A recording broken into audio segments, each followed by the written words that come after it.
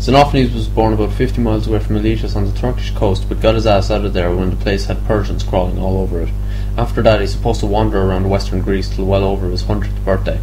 Aristotle basically thought of Xenophanes as an old, confused man who had some interesting ideas, but most of which seemed contradictory.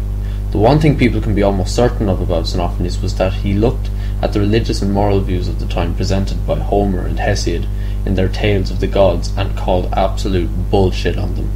Xenophanes said that Homer and Hesiod wrote about the gods and described them with all the negative qualities of humans, such as lying to each other, cheating on each other, and even killing each other. Another bone Xenophanes had to pick is the very image of the gods painted in our minds by the poets. They assume that the gods speak like us, dress like us, look like us, and act like us. But if animals were capable of speech and painting, would they not describe the gods in their image?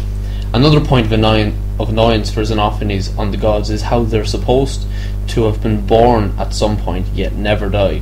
If something does not die, it can't be born either. If it can't be born, it doesn't exist. Boom, no more gods. Don't forget, I did mention that Xenophanes has a habit of contradicting himself.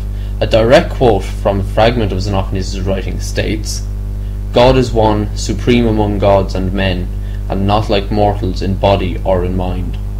So, he despises the gods, plural, but says there is a supreme God, singular.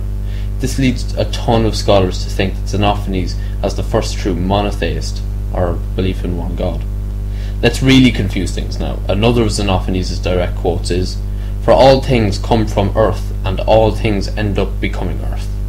Is he saying that earth is God? Is he filling the Milesian gap?